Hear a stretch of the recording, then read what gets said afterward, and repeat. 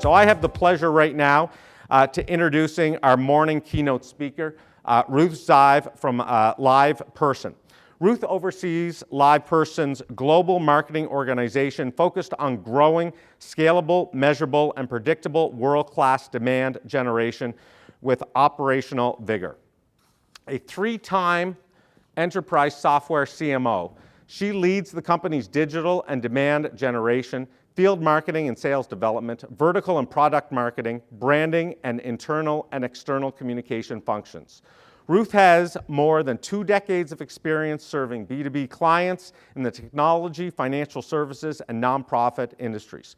Prior to LivePerson, she served as CMO of ADA, helping to transform the company from a startup into an industry player. Previously, she led marketing for Blueprint Software Systems. Ruth is also the founder of Marketing Wise, a lifecycle marketing agency that helps B2B companies develop and promote high-quality marketing content. Ruth is based in Toronto, Canada. She earned her MSW from the University of Pittsburgh and her BA from right here at the University of Toronto. Please give a warm welcome to our first keynote speaker, Ruth.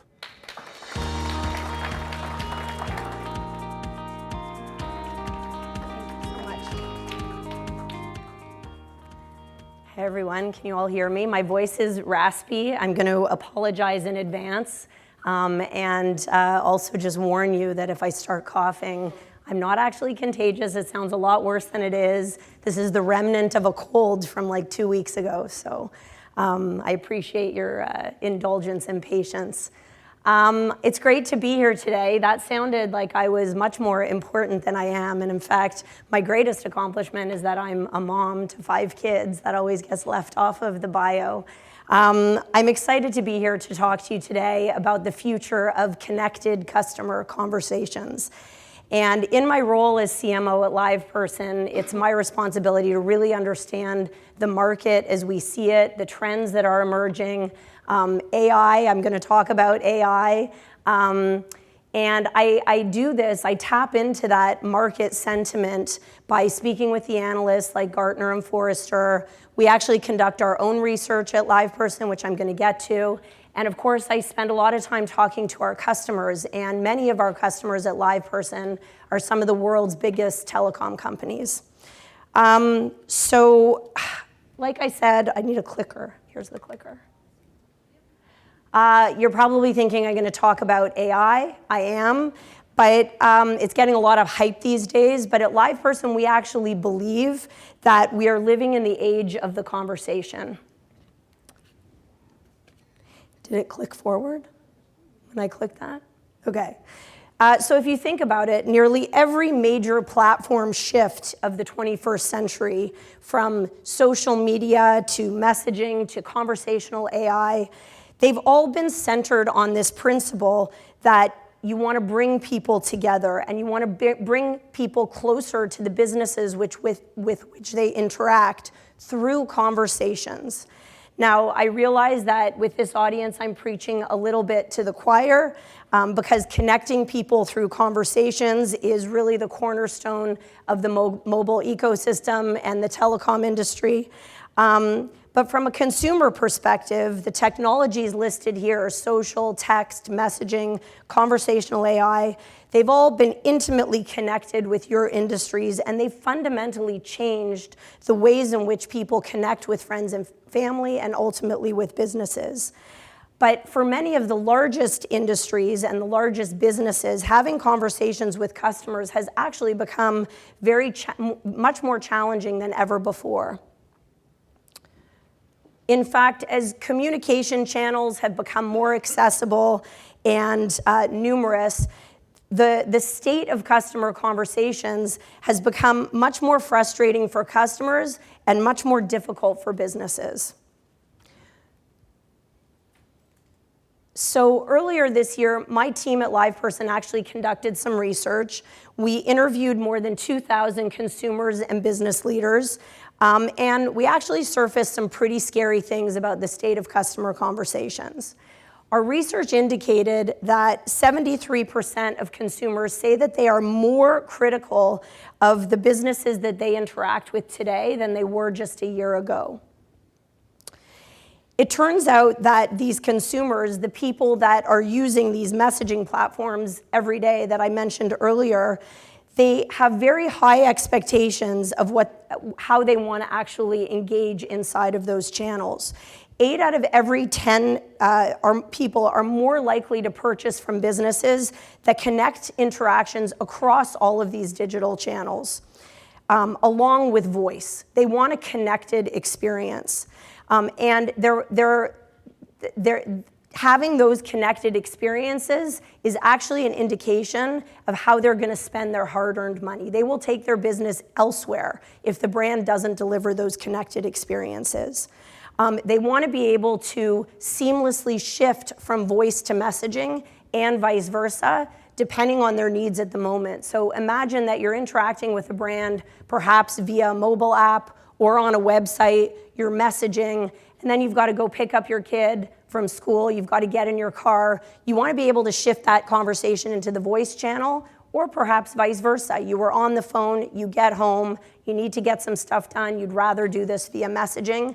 Customers want that conversation preserved from channel to channel. At the same time, our research found that 85% of consumers, they expect brands to deliver very highly personalized experiences across these channels. And when the businesses that they've been interacting with for years, think about your bank, where you've potentially been going for decades, when they fail to do this, when they require that the customer repeat themselves over and over again when new agents or new channels are introduced, or when they serve up very generic automated answers, or they're asked to hold on, they're put on hold for sometimes hours at a time, or worst of all, when the brand tries to shut down the conversation altogether, consumers have indicated that they're going to take their business elsewhere. And I think everybody in this room has had at least one of those experiences, and we show our interest and our support of that brand through our wallet, and we have at times taken our business elsewhere. So what's the takeaway? The takeaway is pretty clear, that when you connect all of these different channels and business systems, you're actually able to reduce your costs, digitize your conversations, in some cases automate them, serve up a much more highly personalized experience for the customer. So it's good for your brand, it's actually good for your agents who are serving the customers, and most importantly, it's good for your customers. So this brings me to AI. And one of the most interesting findings of our research in the State of Customer Conversations, you'll get a QR code at the end that you can read this and download it, but one of the most interesting findings was about AI. One of the exciting things to brands about AI is its ability to scale, to reduce costs, and to serve up these much more highly personalized experiences. But we're seeing a real divide between businesses and consumers. What you see here on the screen is that almost all business leaders are eager and bullish on the promise of AI. But consumers, and this was very surprising to me, they're actually skeptical of this promise. And why is that? What we've seen over the past year or two is this sort of disconnect in experiences. Consumers, I imagine most of us in this room, have been introduced to AI and its possibility through ChatGPT, which really took the world by a storm almost 2 years ago. And we came to expect a very seamless, user-friendly, accessible, highly personalized experience through that introduction. But as it turns out, a lot of the world's biggest brands are still serving up very clunky, non-intuitive experiences that are automated or powered by AI. The IVR experience, the old school chatbot experience, and this has led to a lot of cynicism and skepticism on the part of the consumer as their expectations have grown relative to AI. So this AI gap is critical to be aware of, and I think the imperative to companies is to preserve the safety and comfort and security of that consumer experience, which we are all mindful of, while still leveraging and tapping into the full potential of AI in a way that's going to deliver to the consumer what they've come to expect. So the telecom companies that we've worked with at LivePerson have actually been able to leverage AI-empowered customer conversations in a way that addresses this gap that I spoke about. They've reduced costs by prioritizing agent productivity. So they're leveraging AI primarily agent-facing to improve productivity and empower the agent to deliver a much more personalized experience. They're moving their conversations out of the very expensive and synchronous voice channel and into more user-friendly, consumer-friendly, and less expensive digital channels. They're uncovering new revenue opportunities by using the AI to analyze their conversational data. These are the words that your customers are using when they talk to you. You can leverage AI to actually analyze those conversations to better understand what customers want and expect, and then serve up offerings that are going to meet their needs. And they're doing this all the while preserving CSAT and the broader customer experience. So I'm going to share some of these customer stories and really showcase what some of our customers have been able to achieve. But before I do that, I work in marketing. Brand awareness is my responsibility. So I do want to spend a moment on LivePerson. For those of you, how many of you have heard of LivePerson in this room? Oh, okay, that's good. I'm doing my job. Well, for those of you who haven't, I'm just going to spend a moment on what we do, because I think it really does inform our perspective on the market opportunity and how we're really partnering with our customers to deliver better connected customer conversations. So in a nutshell, this is the tagline that I sort of ask everyone across the company to repeat over and over again. LivePerson is the world's leading enterprise vendor of digital customer conversation solutions. So from the birth of cloud computing and Web 2.0 through to the mobile and social gold rushes to today's generative AI media, what we've really understood at LivePerson intimately is that conversations are what build the connections between businesses and consumers. And we've actually been doing this through nearly every tech bust and tech boom, helping the world's largest enterprises, many of them telecom companies, digitally transform over and over again by putting conversations at the center of their business. You may be surprised to learn that our founder actually invented live chat or web chat for businesses, and this is back in 1995, so we've been doing this for a very long time. And since then, we've really led the charge in digital customer conversations. As smartphones and messaging became the primary way that we communicate with friends and family, LivePerson actually became the first vendor to bring asynchronous messaging to the enterprise. That's when your conversations persist across channels. And we did this in partnership with one of the world's leading telecoms. I want to shout out, I don't know if anyone's here from T-Mobile, but T-Mobile was really leading the way in this regard, and they introduced this back in 2016 as our partner. Not long ago, we identified the need for conversational AI. This was before AI was the buzzword that it is today, and we put this technology in the hands of their customers to help them scale their experiences. And then finally, most recently, as large language models really changed the game in the last couple of years, we saw around that corner and led the market yet again. We were one of the first vendors to infuse our entire platform with Gen AI technology. I will say that the world has come back down to earth a little bit since Gen AI, swept the market. And what we're finding is that a lot of large enterprises in particular, while they absolutely buy into the promise of this technology, they're not realizing tangible ROI from the investments that they're making. That's not the case at LivePerson. We're really proud that our customers are able to measure cost savings, productivity gains, CSAT improvements, all as a result of their rollout of this technology.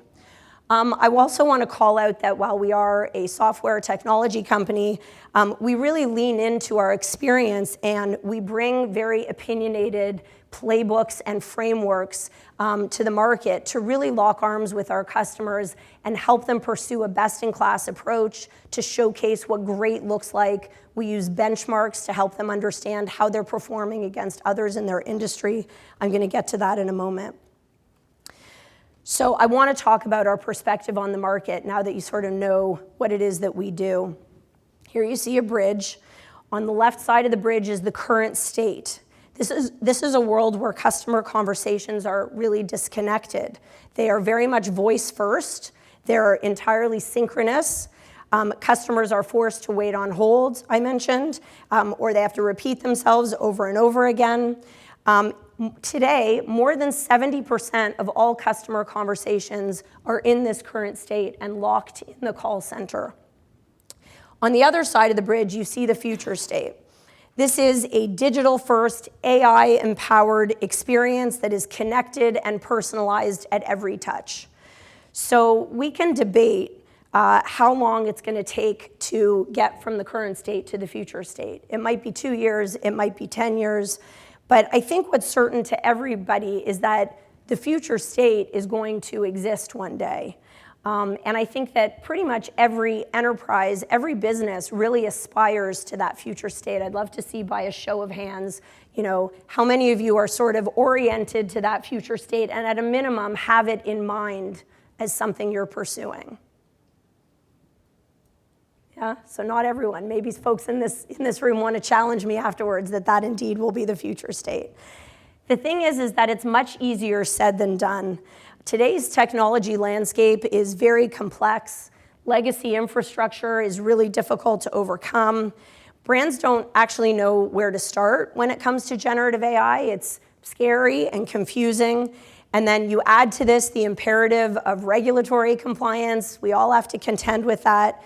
It's really, really challenging to take that first step, let alone cross the bridge entirely. So enter LivePerson. That's where we come in. I mentioned that along with our technology, we bring a proven framework for digital transformation. We call that the conversational flywheel. The flywheel is drawn from our best practices of our most mature and digitally savvy customers. So the flywheel has 4 stages. The first stage is understand. Here you're using data to really understand what your customers want and need. What are their primary intents? What problems do they want you to solve for them? The next stage is connect. That's where you plug into all of those different consumer channels, your back-end business and data systems, all of your different AI platforms. In fact, at LivePerson, we're AI agnostic. The next stage is assist. That's when you point your automation agent-facing to really deliver productivity and efficiency gains and cost savings. And then lastly, once you're feeling confident about those automated flows, you would turn those consumer-facing to enable real self-service and resolution at scale. Now, this is a flywheel because as you automate those conversations consumer-facing, you're gathering a lot more data about your customers' needs and interests that feeds the understand phase of the flywheel and really gets it spinning quickly so that you can continue to optimize over time. It's a flywheel as well because you can enter the flywheel really at any stage. We know that our customers are strong in some areas and not in others. That's totally okay. No 2 businesses look the same. One piece drives the next. So I know this slide is really hard to read. I'll make sure that you all have access to the deck if you want to see it. But we've taken this flywheel framework and we've turned it into a maturity model that uses industry-specific benchmarks to help our customers understand how they're performing against others in their space. And I want to take a look for a moment at what that looks like for telecom. So I talked about the first stage, that's the top left, understand. And here you see the top intents. You probably can't read it. I'm going to showcase those in a later slide so you'll be able to see what the top intents are. But in telecom, this accounts for about 43% of all volume. So there's a lot of opportunity here just amongst these top intents. I think there are 10 of them here on the slide. That offers a lot of opportunity for digitization, automation, and improvements in how it is you interact with your customers. Then you move to the next phase, which is connect. On average, telecoms connect to 4 different channels, and they have an IVR deflection rate. On average, the benchmark is 20%, which means that they are deflecting about 20% of all of their conversations out of the voice channel and into other more cost-efficient and consumer-friendly digital channels. Then on the bottom left, you have assist, and here you have lots of metrics around agent efficiency. One of them is first response time. The telecom industry has a benchmark of 2 minutes, for instance. And then lastly, in the bottom right is the automate phase. And here you would see business metrics around containment. Those are the number of conversations that get contained within an automated flow, don't need to be escalated to a live agent. And customer satisfaction is also something that you would continue to monitor and measure in the automation phase, because you don't want to compromise that in the face of automation and efficiency gains. So these conversational maturity benchmarks have really helped brands to understand where to start, what great looks like, and how they're stacking up against others in their industry. So here you can see, indeed, we've used this framework and our technology to help some of the world's largest telecom brands to cross that bridge, to digitally transform, and to realize that future state that I talked about. I want to share a few examples with you now, one from telecom, and then one I'm going to showcase from financial services, just because they have a really interesting story. What they have in common, though, is that they are both using generative AI in ways that support their own unique business needs. These aren't generic chatbot stories. So the first is TalkTalk. This is a UK telecom that delivers internet, TV, and mobile services. They're real disruptors in the market. They see themselves that way. They've made some bold moves.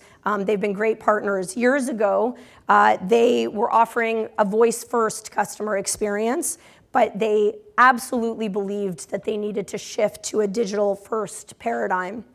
So they had very early traction with AI. We built them a roadshow bot that took off and had a lot of success. But today what I want to talk to you about is what they're doing with generative AI. I've heard from a lot of analysts, I mentioned this, that brands are just not realizing the ROI from generative AI. They buy into the promise. They know they're going to do it. They know generative AI is going to change the world, but they actually haven't realized a measurable return yet. That's not the case with LivePerson customers, certainly not the case with TalkTalk. What you're seeing here, and again, I know it's a little bit difficult to see from the slide, but you're seeing what happens when you as a customer message with TalkTalk. And what you can see is that AI is supporting that experience at every stage. First, the AI routes the consumer to the right agent based on that agent's skills. So we have skills-based routing that is AI empowered. So the customer has an automated conversation with TalkTalk. It's clear that it needs to be escalated to an agent. The AI routes that customer to the appropriate agent. The agent is then delivered an automated summary, a Gen AI automated summary of that automated conversation that the consumer had with the bot. So the agent has a full context of that conversation. And then through generative AI, the bot serves up to the agent a recommendation on how to resolve the customer's interests. The agent, what they found at TalkTalk is that consumers want the agent in the loop. They want to know that there's a human touch there. And this model gives the agent an opportunity to properly validate the recommendation against the conversation summary, against the customer's history. They can edit that recommendation, tweak it, add their own language to that comment, and then serve it up directly to the customer. So the AI is really empowering the agent to act more efficiently, more effectively, in a much more personalized way in that conversation. And here you can see some of the results that TalkTalk has been able to realize. Agent efficiency is up. Agents are much more productive. They've reduced costs as a result. Customer satisfaction is up. The only thing that's really down is the ramp time that it takes for agents to onboard. Okay, now I'm going to point you to an example that's outside of telecom, another highly regulated industry, financial services. I love this story. Frost Bank is leveraging generative AI to lean into their strengths and their reputation. And this gets to a bigger point. I don't actually believe you need an AI strategy. AI is a tool that should service your business strategy. And that's exactly how Frost Bank has approached this. You want to use AI to solve business problems, and ideally to extend your competitive advantage and differentiator in the market. So Frost Bank is known for its customer service. It competes against, the national banks in Texas, and they have over 150 years of experience operating in Texas. They've won all kinds of awards for their customer service, and they're ranked #1 for retail banking customer satisfaction in the state, according to J.D. Power. And they are well deserving of this accolade because they offer their customers 24/7 human-to-human support. So, how have they leveraged AI if that is their value proposition in the market? They use the AI to do what they do best, which is cultivate relationships with their customers, intimately know them and understand them, and use the AI to serve up better, more personalized information about their customer needs. And here you can see the results again.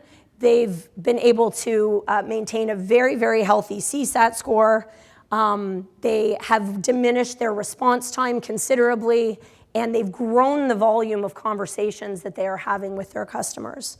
So they are bridging that AI gap. They are using AI to maintain that customer, to meet that customer expectation as it's grown over time. So before I end, I wanted to return back to the intent data that you probably weren't able to see on the prior slide. I glossed it over a little bit when I was talking about the maturity framework. By working with some of the biggest telecoms in the world, we've amassed incredible data over the years on why customers reach out, what problems they have, what are their needs exactly. And this intent data is what underpins that first phase of the flywheel, the understand phase. And here you see those top 10 intents in the telecom industry. Moving these intents out of the call center and into more efficient digital channels, and ultimately automating some of them, that lets customers self-serve, and it reduces agent load, which ultimately reduces cost. So I'm curious, by a show of hands, based on your gut instinct, do you see the top intents from your company reflected on this list? Nobody sees it.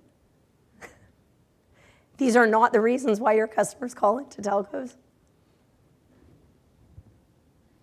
They have connection issues. Can everybody read it properly? You see it. If these are not the reasons your customers are calling, can someone share what your top intents are? Have I lost you all? Okay, well, let's stick with me. I'm interested to hear privately afterwards if we've missed the boat. These are the slide that I put up, the vanity slide with all of the telecom logos. This is drawn from their collective data. So this isn't just our conjecture. This is what their data is telling us, why their customers are calling them, what problems they're being asked to solve, what are the customer service intents that are most frequent and common across the telecom agency. And the takeaway here is that if you focus on those top intents, if you digitize those, if you ultimately automate those, you're addressing 43% of the load that your call center agents are addressing today, which is an opportunity to reduce costs, improve that customer experience, deliver better customer satisfaction, and frankly, to offer a much more engaging experience for your agents to interact with your customers in much more meaningful ways. More often than not, today we have agents acting like bots, reading from scripts. When you call up, you know that they're reading from a script. You don't feel that you're getting a personalized high-touch experience. So why not automate those things that are automatable?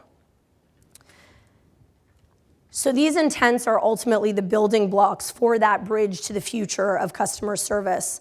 And I'm personally very excited to put the age of disconnected systems, channels, and customer experiences behind us, because the world doesn't need to be like this, so fractured and disconnected. With AI-powered transformation, we can change that, and we can work alongside of the world's biggest telecoms to bring all of the pieces together and to create the future of connected customer conversations. So you can scan this QR code to get access to the State of Customer Conversations report. I also want to encourage all of you to subscribe to my podcast. It's called Generation AI. You can subscribe wherever you get your favorite podcasts. We speak with some of the world's leading AI leaders, the folks on the front line using this technology in really interesting ways. You can learn more about LivePerson at liveperson.com, and you can connect with me on LinkedIn, where from time to time I share little snippets from all of the conversations that we're having with our customers. That's all for now. I think I'm doing some Q&A now. So.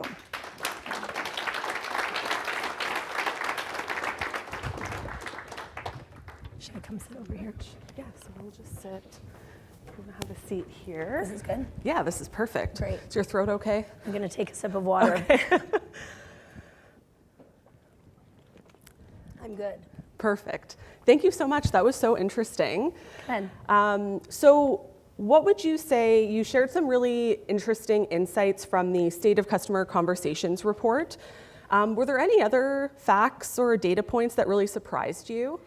Well, I mentioned for me the biggest surprise was just how skeptical consumers were. And that was shocking to us because we thought, consumers would be very bullish. Everyone's talking about AI.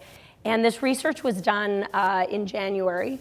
And so I think that this was we validated this with some follow-up, questioning of our own customer base. This research was really a function of the time, and I do think that generative AI has sort of created this expectation that I talked about, and that's led to a lot of skepticism about the current state that brands are in right now with the automation that they serve up. So it was very surprising to me that the AI gap was that stark. Absolutely. So you also talked about some really great clients that you have. What clients of yours have you really excited about the future of AI and automation?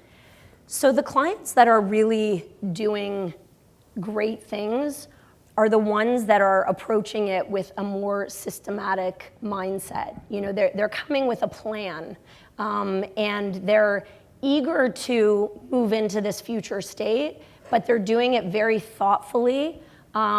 With regulation top of mind. That's all we work with in highly regulated industries with very large enterprise brands. That's always a top of mind consideration.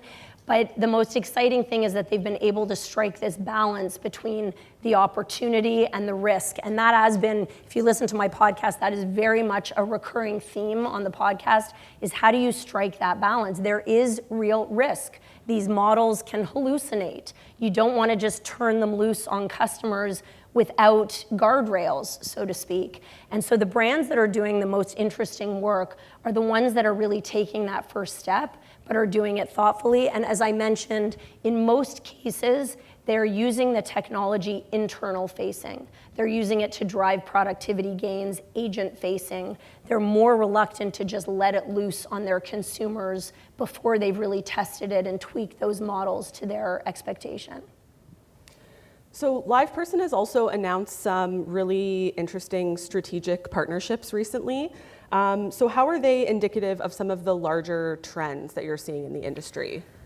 Yeah, so we've got some exciting partnerships and integrations, particularly with voice vendors. We announced a partnership with Avaya several weeks ago.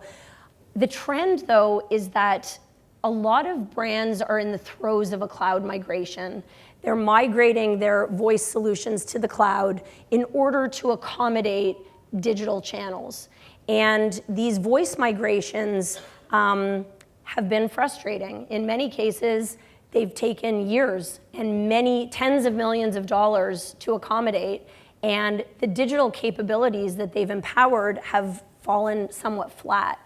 And what these partnerships and integrations have allowed us to do at LivePerson is create a best-in-class offering that doesn't necessarily require a rip and replace proposition or a cloud migration. It really de-risks that bridge to the future because you can plug and play.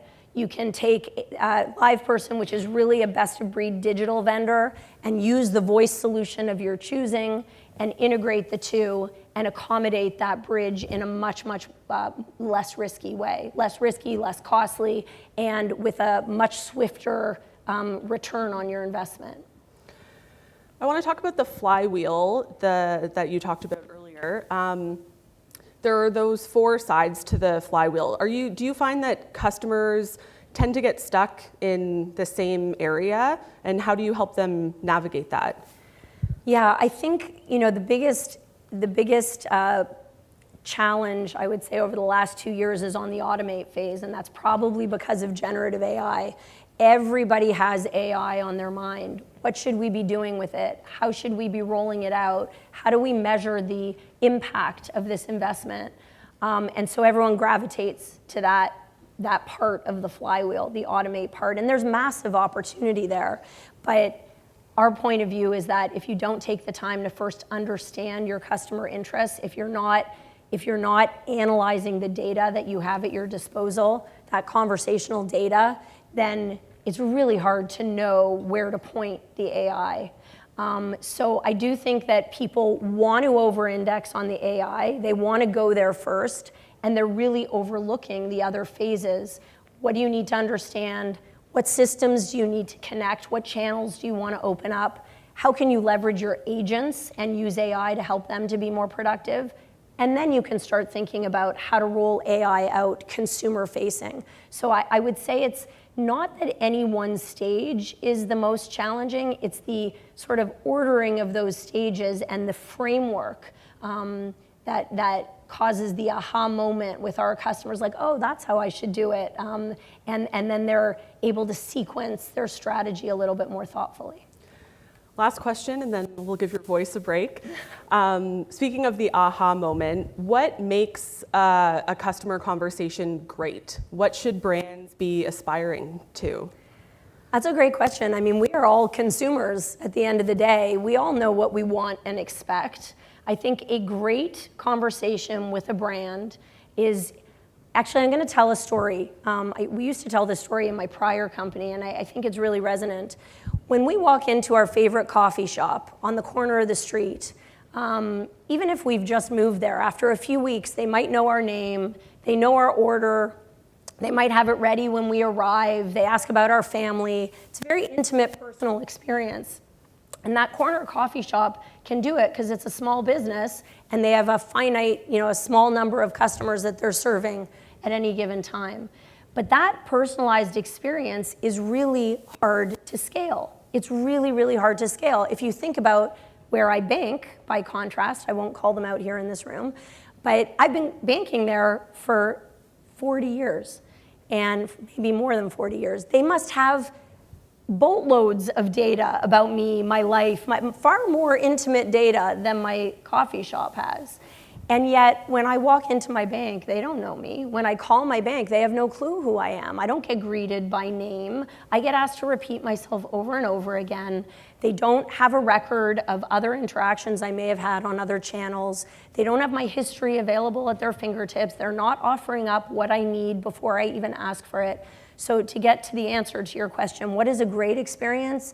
The coffee shop example is a great experience. Customers want to feel known and valued, and at the end of the day, they want their needs addressed easily and seamlessly, and in many ways, in a self-serve mode. So I think that's, those are the hallmarks of a great customer experience, when the brand goes above and beyond those expectations to meet the customer where they're at in a way that is seamless and personalized. Get that small business feeling at a larger scale. Exactly. Yeah. Fantastic. Ruth, thank you so much. Thank you. Thank you for being here. Thank It you, was a everyone, pleasure. for your time and indulgence.